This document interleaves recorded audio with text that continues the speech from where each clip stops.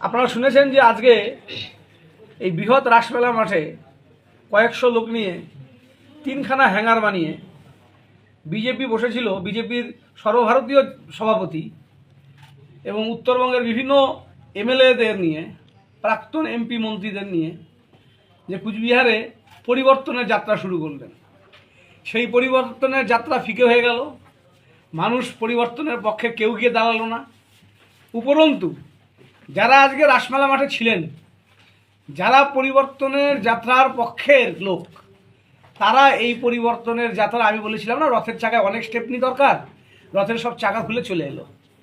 রথের যে চাকারা আজকে এলেন তার মধ্যে অন্যতম দক্ষিণ শহর মণ্ডলের, কুচবিহার শহরের দক্ষিণ শহর মণ্ডলের সহসভাপতি মানস রঞ্জন বিশ্বাস এবং 4 নং মণ্ডলের এক্সিকিউটিভ সদস্যা লিজা চন্দ্র কুণ্ডু।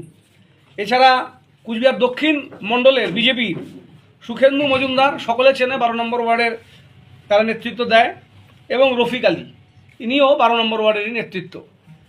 এদের সকলকে আজকে আমরা আমাদের দলে স্বাগত জানাচ্ছি। 12 নম্বর ওয়ার্ডের কাউন্সিলর প্রণব গোস্বামী, তিনিও থাকার কথা ছিল, কিন্তু তার মাতৃবিয়োগ হয়েছে আপনারা জানেন, তাই তাকে আজকের এই যোগদান কর্মসূচিতে রাখতে পারলাম না। তো আমাদের খুব আনন্দিত আমরা যে আজকে এরকম একটি কর্মসূচির দিন, যেদিন পশ্চিমবাংলার মানুষ এই সরকারকে, মামাটি মানুষের সরকারকে চতুর্থবার বাংলায় ক্ষমতায় আনবার জন্য শুধুমাত্র সময়ের অপেক্ষা করছেন, দিন গুনছেন কবে ভোট। আর সেদিন এই পরিবর্তন যাত্রার নামে সমাজের মূল স্রোতের বিপক্ষে গিয়ে যে কর্মসূচি বিজেপি নিয়েছিল, যে এত বড় রাসমেলা মাঠে 3টি হ্যাঙ্গার ঝুলিয়েছিলেন বিজেপির দেশের সভাপতি, রাজ্যের সভাপতি, অথচ কোনো মানুষ সেখানে গেল না।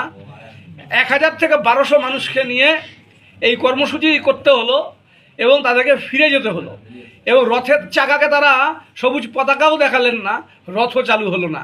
উপরন্তু রথের যারা চাকা, রথের যারা শক্তি, রথের যারা ধ্বজা, তারা বিজেপি ছেড়ে আজকে তৃণমূল কংগ্রেসে যোগদান করছেন। তাদেরকে আমরা কুচবিহার জেলা তৃণমূল কংগ্রেসের পক্ষ থেকে স্বাগত জানাচ্ছি। আচ্ছা দাদা, আজকে বরাবরই বিজেপির শক্ত ঘাঁটি, কারণ তারা এখান থেকে লিড পায়। রবিবারের দিনে তাদের এই সভাকে কিভাবে, আপনি যদি একটা সেন্টেন্সে ডিসক্রাইব করতে হয়, কিভাবে ডিসক্রাইব করবেন? শক্ত ঘাঁটি বলতে হাওয়ায় শক্ত। এই শক্ত ঘাঁটি তো নয়। বিজেপির কোনো কর্মী সমর্থক কী আছে বলুন? সারা বছর কুচবিহার শহরে মানুষের সেবায়, মানুষের পরিষেবায়, কাজে কর্মে, পৌরসভায় সবটাই কুচবিহারে তৃণমূল কংগ্রেসীরা করে।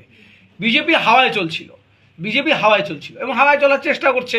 এরা মাইক ফুকিয়ে দিলেও ভালো লোক চলে আসবে। আসলে আজকে ধর্মীয় সমীকরণের রাজনীতিটা মানুষ আর গ্রহণ করছে না।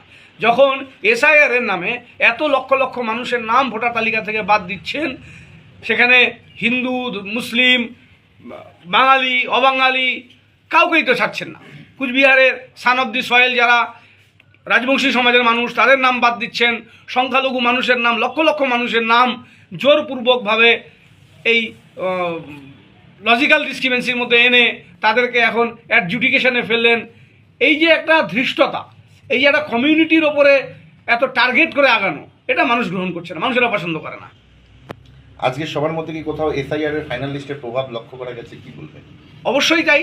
মানুষ তো একটা খুব সন্দেহের মধ্যে ছিল, কার নাম থাকবে, কার নাম বাদ যাবে। তার মধ্যে থেকে দেখা যাচ্ছে অনেকের আত্মীয় স্বজনের নাম ভোটার তালিকা ডিলিট হয়ে গেল, কারো কারোর নাম এখানে ঝুলে গেল, যার জন্য মানুষ তো এখন আতঙ্কিতই আছে। কার ভোটের নাম আসবে, কারটা ফাইনাল লিস্টে আসবে না, কারটা চূড়ান্ত ভোটার তালিকায় অ্যাড হবে, কারটা অ্যাড হবে না, এটা তো একটা সন্দেহ থেকেই যাচ্ছে মানুষের। তবু আমরা বিশ্বাস রাখি যে সুপ্রিম কোর্ট যেহেতু গোটা বিষয়টার উপরে সুপারভিশন করছেন এবং সুপ্রিম কোর্টের নির্দেশেই জাজরা সমস্ত ওদের কাজগুলো দেখাশোনা করছেন, আমরা বিশ্বাস করি যে ইলেকশন কমিশনের প্রেসারে অন্তত জাজেসরা কনভিন্স হবেন না। যারা এখানকার স্থায়ী ভোটার, তাদের ভোটাধিকার রক্ষিত হবে।